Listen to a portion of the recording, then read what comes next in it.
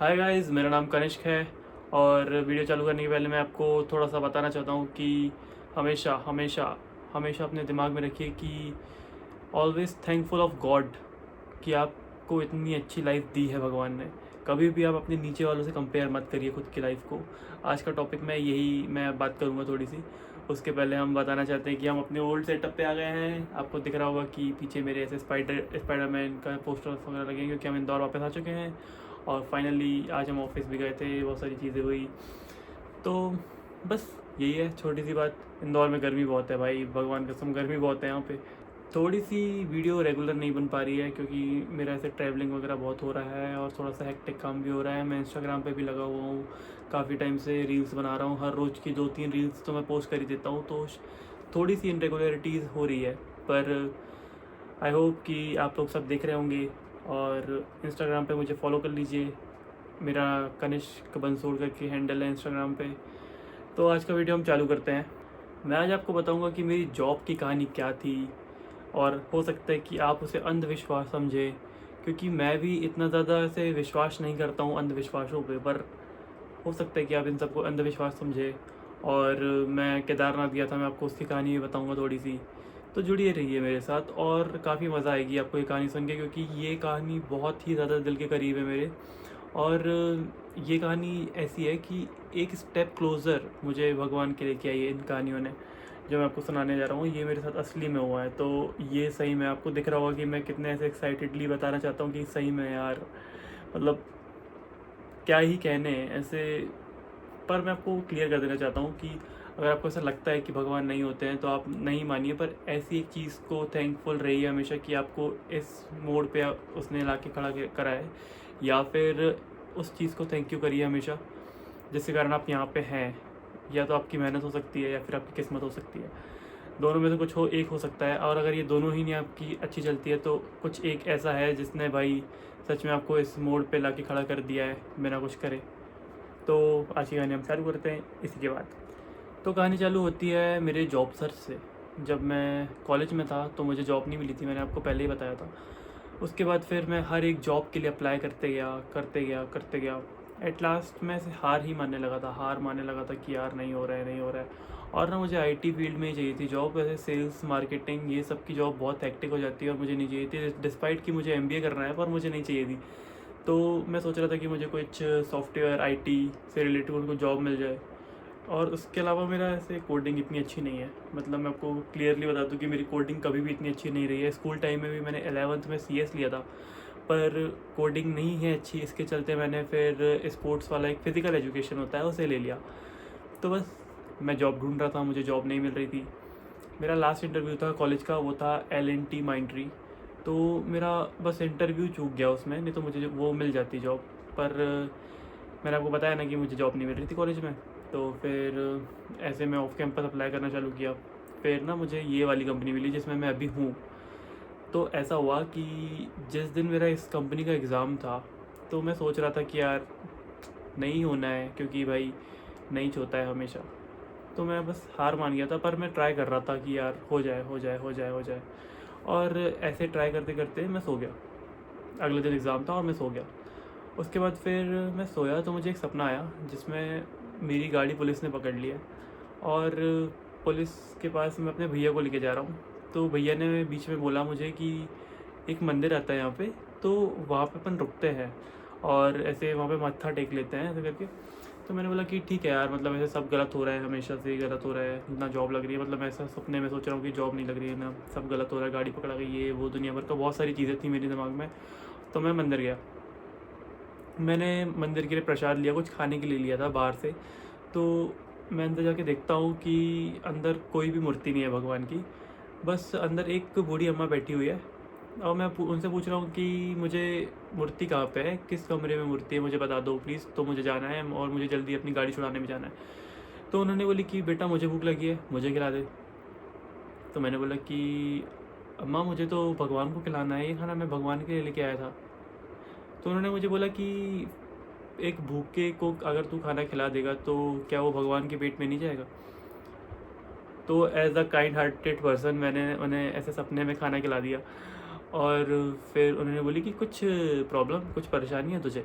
तो मैंने उन्हें कहा कि हाँ मतलब पता नहीं उनके सामने कैसे निकल गया, मैं क्या सोच रहा था मैंने, पर मैंने उन्हें कहा कि मेरी गाड़ी पकड़ा गई है, मेरी जॉब नहीं लग रही है और मेरा किसी चीज़ में मन नहीं लगता है, हमेशा से यही हो रहा है कि एक जॉब के लिए ट्राई करता हूँ तो लगती ही नहीं है।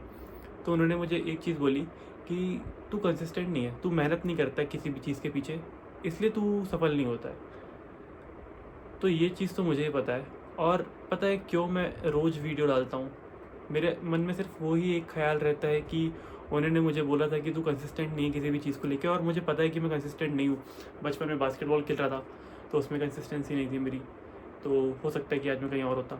उसके बाद फिर बहुत सारी चीज़ें मैंने ट्राई किया, MBA कर रहा था तो उसमें कंसिस्टेंसी नहीं थी। तो बस ये एक ही चीज़ मेरे दिमाग में चलती रहती है। मेरी मम्मी बोलती है किसी चीज़ को मन लगा के नहीं करता है, तो यही बस चीज़ चलती रहती है मेरे दिमाग में। इसलिए मैं रोज़ वीडियो डालने का ट्राई करता हूँ कि रोज़ मैं डालूँ वीडियो, किसी एक चीज़ में तो कंसिस्टेंट रहूँ, और ये मेरा इंटरेस्ट भी है। तो अगर इसमें कंसिस्टेंट नहीं रहा तो फिर किस चीज़ में रहूँगा मैं कंसिस्टेंट। तो ऐसे ही तो उन्होंने बस मुझे ये बोला कि तू बस लगे रहे, तू उसके पीछे लगता नहीं है इसलिए तेरा होता नहीं है।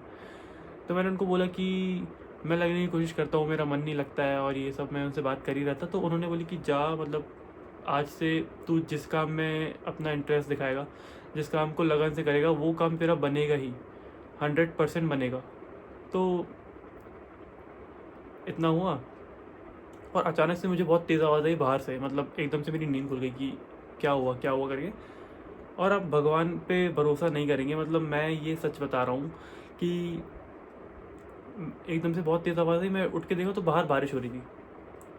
और मेरा ऐसा था कि भाई आज का पेपर तो गया, क्योंकि बारिश हो रही है तो ना लाइट है ना वाईफाई चल रहा है, और ना मतलब वो आवाज़, बहुत तेज़ बिजली गिरी मेरे घर के जस्ट पीछे वाले पेड़ में, तो उसकी एक जो डगाल है वो टूट के नीचे आ गई, तो वो उसकी थी बिजली जो गिरी थी। और मैं सोच रहा हूँ वो बार बार मेरे सपने चल रहा है, उस वही मेरे मन में सपना चल रहा है, सपना चल रहा है, सपना चल रहा है। और मैं सोच रहा हूँ कि ये क्या चल रहा है, मतलब ये सपना सच था, मतलब क्या था, मुझे भरोसा ही नहीं हो रहा कि ऐसे बिजली गिरी तो ऐसे डगाल टूट गई एकदम से। मैं मतलब बहुत ही ज़्यादा कन्फ्यूजन में था। उसके बाद फिर मेरा पेपर चालू हुआ, तो मैं जैसे ही पेपर देने बैठा उसके 5 मिनट पहले लाइट आ गई होगी। पर मेरी आदत यह है कि मैं हमेशा फ़ोन के वाईफाई से अपना ऑनलाइन पेपर जितने भी रहते हैं वो देता हूँ, क्योंकि मैं लाइट पर भरोसा नहीं कर सकता हूँ। तो मैं फ़ोन के वाईफाई चालू करके बैठा पेपर देने। उसके बाद ऐसा हुआ कि मम्मी आई, मतलब ऐसे मम्मी बाहर खड़ी थी और मेरा पेपर चल रहा था, और मैं मम्मी को चिल्ला भी सकता हूँ क्योंकि ऑनलाइन एग्ज़ाम में प्रॉक्टर रहता है। तो जैसे जैसे मैंने मम्मी को मैसेज किया कि मम्मी मेरा एग्ज़ाम चल रहा है तो आप थोड़ी देर बाहर वेट करो, और मम्मी ने मुझे ऐसे लिख के भेजी कि मेरी तबीयत बहुत ख़राब है, और मतलब तबीयत ख़राब है इसलिए मैं जल्दी आ गई आज स्कूल से। तो मैंने बोला कि मम्मी प्लीज़ वेट कर लो, मेरा एग्ज़ाम है, बहुत इंपॉर्टेंट एग्ज़ाम है, मतलब इसके बाद पता नहीं कि कौन सा एग्ज़ाम मैं दे पाऊँगा और कब सिलेक्शन होगा मेरा। तो मम्मी ऐसे बाहर बैठ गई और मैं एग्ज़ाम देने लगा, और फॉर्चुनेटली मेरे साथ दोनों क्वेश्चंस बन गए कोडिंग वाले, और उसके बाद एक कम्युनिकेशन राउंड होता है वो भी हो गया सारा, और एप्टीट्यूड रीजनिंग राउंड था वो भी निकल गया, पर मुझे पता नहीं था कि कैसा रहा होगा, पर वो हो गया। उसके बाद फिर कुछ टाइम बाद रिज़ल्ट आया। तो जब रिज़ल्ट आया तो नोटिफिकेशन ऐसा नीचे पॉपअप हुआ फ़ोन में, तो मैं तो ऐसा था कि यार मुझे खोल के ही नहीं देखना है, पर मैंने खोल के देखा और मेरा सिलेक्शन हो गया था। मतलब पर सिलेक्शन ऐसा हो गया था कि एडमिट कार्ड नहीं आता है सिलेक्शन में, सॉरी एडमिट कार्ड बोल दिया मैंने, ऑफ़र लेटर नहीं आता है सिलेक्शन में। पहले बताते हैं कि सिलेक्शन हुआ है या फिर नहीं हुआ है, उसके बाद आपको ऑफ़र लेटर अपॉइंट होता है, उसके बाद फिर आपकी ट्रेनिंग चालू होती है। इसमें बहुत लंबा प्रोसेस रहता है, मैं आपको धीरे धीरे बताता हूँ ये सारी चीज़ें। तो एडमिट कार्ड, सॉरी वापस मैंने एडमिट कार्ड बोल दिया, ऑफ़र लेटर। तो ऑफ़र लेटर नहीं आया था, वो उसने बता दिया था कि आप सिलेक्ट हो गए हैं, तो कॉन्ग्रेचुलेशन ऐसा करके। तो मैं बहुत खुश हो गया कि भाई, मतलब मेरी खुशी का ठिकाना नहीं था कि यार आ गया, फाइनली आ गया। मैं तो मतलब ऐसे रोने ही लग गया था कि फाइनली आ गया ऐसे करके। उसके बाद ये हुआ कि अब चालू होता है लंबा इंतज़ार ऑफ़र लेटर आने का। तो बहुत लंबा इंतज़ार किया मैंने, किया नहीं आया। और ना मैंने ऐसा कहा था कि मेरी जॉब जब पहली लग जाएगी तो मैं जाऊंगा उज्जैन। तो मैं ऐसा सोच लिया था कि मैं उज्जैन जाऊंगा, पर मेरा पता नहीं क्यों मतलब हो ही नहीं पा रहा था उज्जैन जाना। मैं अपने दोस्तों से पूछ लिया, सबसे पूछ लिया, मेरा हो ही नहीं पा रहा था उज्जैन जाना। फिर एक दिन अचानक से ऐसा प्लान बनता है कि मेरे दोस्त लोग और मैं जाएंगे उत्तराखंड घूमने। हम लोग ने सारी प्लानिंग की है, सब, और हम उत्तराखंड चले गए। घूमने के लिए। उत्तराखंड गए तो हम लोगों का बहुत सारे स्पॉट्स थे, पर हमारा कभी भी ऐसा था नहीं कि हम कोई भगवान वाले स्पॉट में जाएंगे, क्योंकि हमारा तो था कि भाई यंगस्टर्स हैं, मज़े करेंगे, चिल करेंगे। पर अल्टीमेटली हमारा प्लान बना कि हम केदारनाथ जाएंगे। केदारनाथ जाएंगे जो कि मेरे घर से लगभग 1500 किलोमीटर दूर होगा और इतनी लंबी चढ़ाई होगी, वहाँ पे हम जाएंगे। और हम लोग निकले, हम लोग सारी चीज़ें घूमे। मैं आपको ट्रिप का तो कभी और बताऊंगा, मैं आपको बताता हूँ केदारनाथ का। हमारा सबसे लास्ट स्टॉप था केदारनाथ। हम केदारनाथ के नीचे पहुँचे ही हैं कि मुझे बहुत तेज़ फीवर, 102 फीवर शायद। मैंने दवाई खाया और मैं मम्मी से बात कर रहा हूँ कि मम्मी हो सकता है कि मैं ऊपर ना चढ़ पाऊँ। मम्मी बोली कि बिल्कुल ज़रूरत नहीं है ऊपर चढ़ने की, तेरी तबीयत ख़राब है, ये वो। और मैं बहुत थक गया था, और लिटरली बहुत थक गया था। तो मम्मी ने भी मुझे बोल दी कि भाई ऊपर मत चढ़ना, देख ले, मतलब बहुत तबीयत ख़राब है, ऊपर का टेम्परेचर बहुत कम रहता है, बहुत सारी चीज़ें होती है, इतना लंबा चलना पड़ेगा, बहुत सारी चीज़ें होती है, तो मत चढ़ना। और मेरे मन में सिर्फ एक ही चीज़ थी कि मैं कंसिस्टेंट नहीं हूँ किसी चीज़ के लिए, मैं कंसिस्टेंट नहीं हूँ, मैं नहीं कर पाऊँगा, मैं हमेशा हर चीज़ को आधे में छोड़ देता हूँ।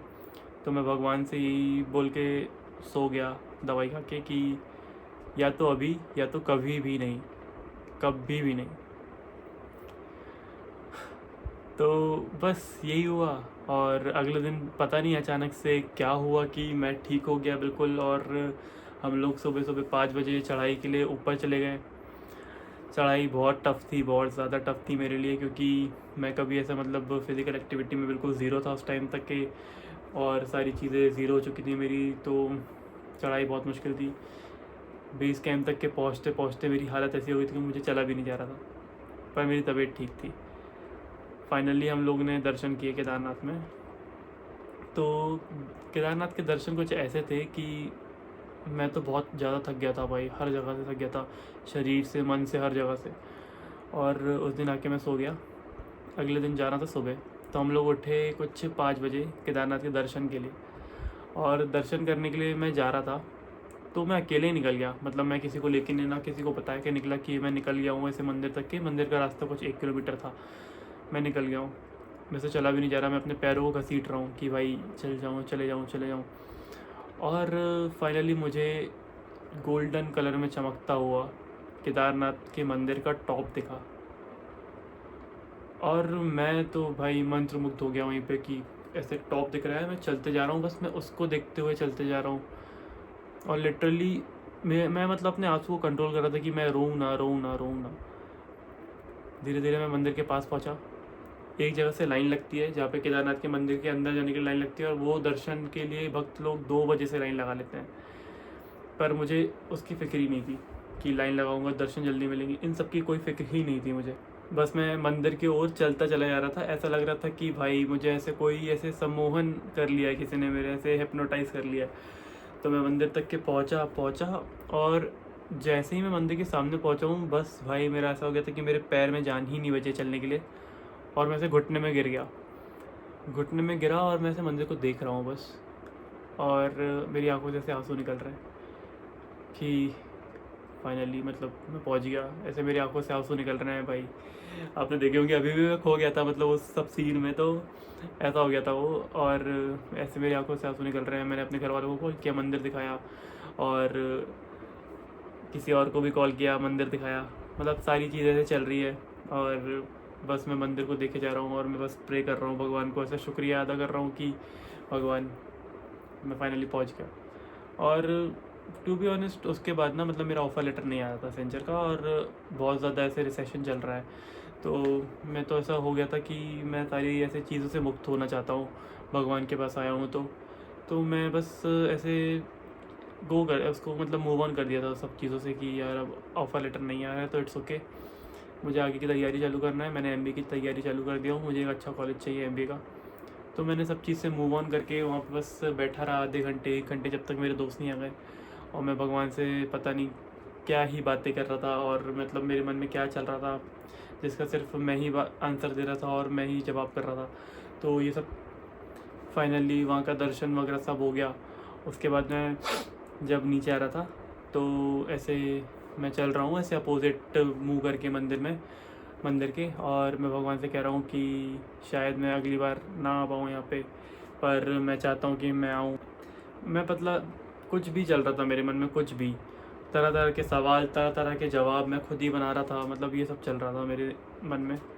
और मैं ये सोच रहा था कि आपने मुझे केदारनाथ बुला लिया पर आप उज्जैन नहीं बुला पाए, जो मेरे घर के बिल्कुल जस्ट पास में है, ऐसा करके मैं सोच रहा हूँ। तो मैं बस ये कहना चाहता हूँ कि कभी कभी ऐसे गॉड्स प्लान के अकॉर्डिंग चलना चाहिए, क्योंकि ये काफ़ी फ़ायदेमंद रहता है। हम लोग जैसे तैसे नीचे उतरे, हम लोग बस में थे, ऋषिकेश के लिए जा रहे थे, क्योंकि वहाँ से हमें दिल्ली जाना था। तो सडनली एक यूट्यूब में नोटिफिकेशन आता है कि ऑफ़र लेटर्स आर आउट, ऐसे करके। तो मैं ना मतलब ऐसे यूट्यूब में बहुत सारी वीडियोस देखते रहता था कि कब मेरा ऑफ़र लेटर आएगा, तो उसके रिलेटेड ऐसे वीडियोस। तो ऐसे ऑफ़र लेटर आर आउट ऐसा करके मैसेज आया, और मैं एकदम से शॉक रह गया। और मैं सोच रहा हूँ कि यार मुझे नहीं देखना है कि ऑफ़र लेटर आया है नहीं आया है। पर फिर भी मन को कौन मार सकता है, मन मन के आगे किसकी चली है, ऐसा वाला सीन हो गया। तो मैंने ईमेल खोल के देखा, तो वहाँ पे ऑफ़र लेटर था, सही में भाई ऑफ़र लेटर था। और ऑफ़र लेटर मैंने देखा और मैंने दोस्तों को बताया, मैं बहुत खुश था। और एक इंटरेस्टिंग चीज़ ये थी कि ऑफ़र लेटर का टाइमिंग वही था जो मेरे दर्शन का टाइमिंग था, एक दिन पहले आ गया था मेरा ऑफ़र लेटर। तो बस यही बात है कि मैं आपको कह रहा था कि ऑलवेज थैंकफुल ऑफ गॉड और समवन, जिसके कारण आप यहाँ पे हो, आज इस पोजीशन में हो। बस यही कहानी थी, और इसके आगे की कहानी मैं आपको आगे सुनाऊंगा कभी और। बस मैं आपको इतना ही कहना चाहता था कि हमेशा भगवान के प्लान में भरोसा करिए और उसके अकॉर्डिंग चलिए। और हमेशा ये ध्यान रखिए, जो मुझे सपना आया था वो सच में मतलब एक सीख ही थी मेरे लिए, कि एक चीज़ उठाइए और उसमें कंसिस्टेंट रहिए। और अगर आप कंसिस्टेंसी दिखाएंगे तो आपको 100% सक्सेस रेट 100% रहेगा, और 100% आप कामयाब होंगे उस चीज़ में। तो बस मेरी यही कहानी थी। और मुझे पता है कि आपको भरोसा नहीं हो रहा होगा, आपको लग रहा होगा कि मैं फेंक रहा हूँ, पर हो सकता है कि सबकी ज़िंदगी में कभी ना कभी ऐसा एक्सपीरियंस उन्होंने किया हो किसी न किसी चीज़ को लेके। तो बस हमेशा थैंकफुल रहिए कि ऊपर वाले ने आपको इस पोजीशन में रखा, ऊपर वाले ने आपको इस पोजीशन में रखा है, और आपके साथ हमेशा कभी अच्छा हो रहा है, कभी बुरा हो रहा है, तो वो एक भगवान का प्लान ही है। और हो सकता है कि वो आपको एक सबक दे रहा है, एक सीख दे रहा है, पर कभी भी आपका बुरा नहीं चाहता। तो थैंक यू अगेन, सब्सक्राइब कर लीजिए, लाइक कर लीजिए। भगवान की मर्ज़ी हुई तो हमारे सब्सक्राइबर पहुंच जाएंगे 1000 के ऊपर। भगवान की मर्ज़ी हुई तो हम एक ट्राइपॉड ले लेंगे 20 सब्सक्राइबर्स के बाद। थैंक यू और गुड नाइट।